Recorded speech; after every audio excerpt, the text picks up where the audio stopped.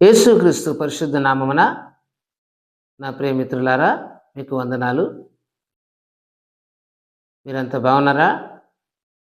ప్రభు సన్నిధిలో అనుదినము వాక్యము ధ్యానించుకోవడము, ప్రార్థించుకోవడము అలవాటుగా ఉంటే మీరు మంచి బిడ్డలు. దేవుడు మీకు తోడున్నాడు. మీరు ధన్యులు. ఒకవేళ ఈ అలవాటు లేకపోతే అలవర్చుకోండి. మనల్ని సృష్టించినటువంటి దేవుణ్ణి మనం ఆరాధించడం అలవాటుగా ఉంచుకోవాలి. మనలో జీవాన్ని నింపి బ్రతికిస్తున్నటువంటి ఆ దేవుణ్ణి స్మరించడం, ధ్యానించడం, ఆయన యందు భయభక్తులు కలిగి ఉండడం అలవర్చుకోవాలి. ఎందుకంటే ఆయన కృప లేకపోతే, ఆయన దయ లేకపోతే మనం మాట్లాడలేం, తిరగలేం, నడవలేం, చూడలేం, అసలు ఈ లోకంలో మనం ఉండలేం. ఈరోజు నీవు నేను సజీవంగా ఉన్నాము అంటే ఆ దేవుని యొక్క దయ మన మీద ఎంత గొప్పగా ఉన్నదో పరిశీలన చేసుకోవాలి. మనం అనుకుంటున్నాం నేను నేనే అని. నీవు నీవే కావచ్చు, కానీ నిన్ను నిర్మించి నీకు ఆయుష్నిచ్చి దినదినము కంటిపాప వలె కాపాడుతున్నటువంటి ఒక అతను ఉన్నాడు. ఆయన సృష్టికర్త. అతడు అని ఉచ్చరించడానికి యోగ్యులము కాము, కానీ ఆయన మహా గొప్ప శక్తిమంతుడును, ఆయన పరిశుద్ధుడు. ఆయన ఒక వ్యక్తి కాదు, ఒక శక్తి. ఇంతటి గొప్పగల దేవుణ్ణి మనం కలిగి ఉన్నామని నమ్మి ఆయన యందు భయభక్తులు కలిగి ఉండాలని ప్రభు పేరట నేను మీకు మనవి చేస్తూ ఉన్నాను. మంచిది, వాక్యమును ధ్యానించుకుందాము. ఈరోజు వాగ్దానము యెహోషువ గ్రంథము 1వ అధ్యాయము 5వ వాక్యమును ధ్యానించుకుందాము. నేను మోషేకు తోడై ఉండినట్లు నీకును తోడయుందును.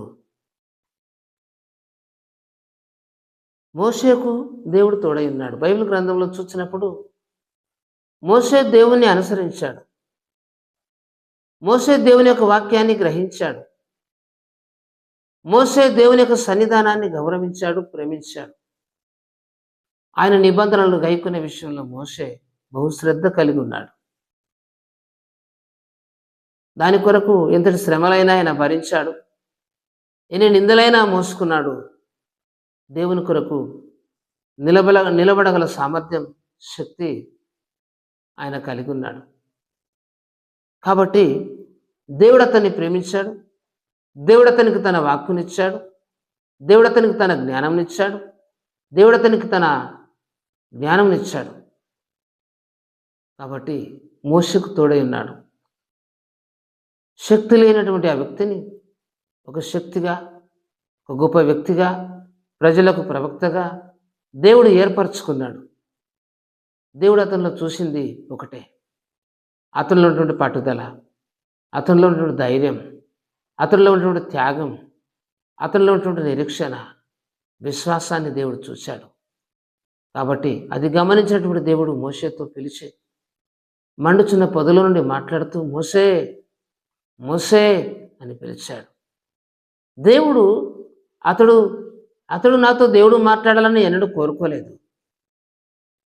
కానీ అతనిలో ఉన్నటువంటి విశ్వాసము, అతనిలో ఉన్నటువంటి త్యాగము, అతనిలో ఉన్నటువంటి నీతి, తన ప్రజలను విడిపించాలన్న పట్టుదల దేవుడు అతని దగ్గరికి వచ్చి మాట్లాడేలా చేసింది.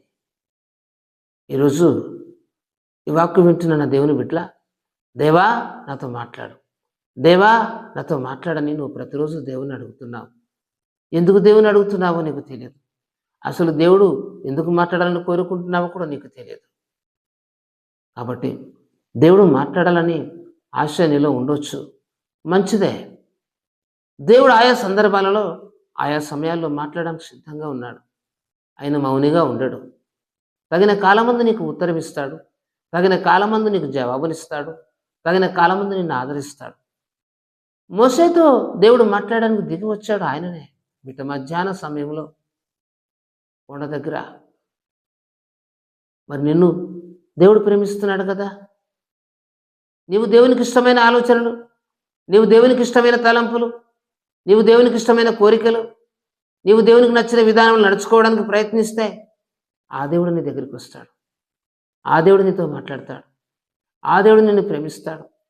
ఆయన నిన్ను దర్శిస్తాడు, తప్పకుండా నీకు పలకరిస్తాడు, నిన్ను ఆదరిస్తాడు, నిన్ను ప్రేమిస్తాడు. మోషేకు వాగ్దానం చేసినట్టుగా నీకు వాగ్దానం చేస్తాడు. ఈ మాట నమ్ము. నమ్మినట్లయితే నీకు ఆనందం, సమాధానం దొరుకుతుంది. ప్రార్థన చేసుకుందాం. మంచి తండ్రి, ఈ నీ వాక్కు వింటున్నటువంటి నీ బిడ్డలను దీవించండి. అయ్యా, మోషేకు తోడైనట్లు నేను నీకు తోడైందునని చెప్పిన దేవుడవు తండ్రి.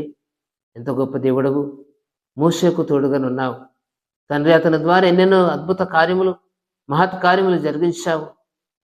మోషేతో మాట్లాడుతూ వచ్చావు. మోషేతో ఎందుకు మాట్లాడావో మేము గ్రహించాం. మోషే నీ ప్రజల పట్ల భారం కలిగి ఉన్నాడు. మోషే నీ జనాన్ని విడిపించాలని ఆశ కలిగి ఉన్నాడు. మోషే తన శక్తి కొలది వారి కోసం ప్రయత్నిస్తున్నాడు. అది గమనించిన నీవు నీ శక్తిని పంపి నీ వాక్కునిచ్చి అతని ద్వారా కార్యములు జరిగించి తండ్రి మోషేకు తోడై ఉండి నీ ప్రజల్ని రక్షించుకున్నావు. నీ కార్యములు ఎంత గొప్పవి ప్రభువా. ఈ దినమందు తండ్రి నీ ప్రజలు కూడా అలాంటి విశ్వాస పాత్రులై నశించిన ప్రజలకు రక్షణ మార్గంలోనికి నడిపించుటకు, బాధల్లో ఉన్న వారిని ఓదార్చుటకును, తండ్రి బలహీనులను బలపరచుటకును, పాపములు శోధనలు ఉన్న వారికి నీతి మార్గం నడిపించుటకు ప్రయాసపడుతున్న నీ బిడ్డలను దర్శించి వారితో మాట్లాడండి, ఆదరించండి. అటు వారు నీ స్వరం కొరకై, నీ దర్శనం కొరకై ఎదురు చూస్తున్నారు. కృప చూపండి, మార్గం చూపించండి, ఆదరించమని వేడుకుంటూ యేసు క్రీస్తు శ్రేష్ఠ నామమున ప్రార్థిస్తున్నాము తండ్రి. ఆమేన్.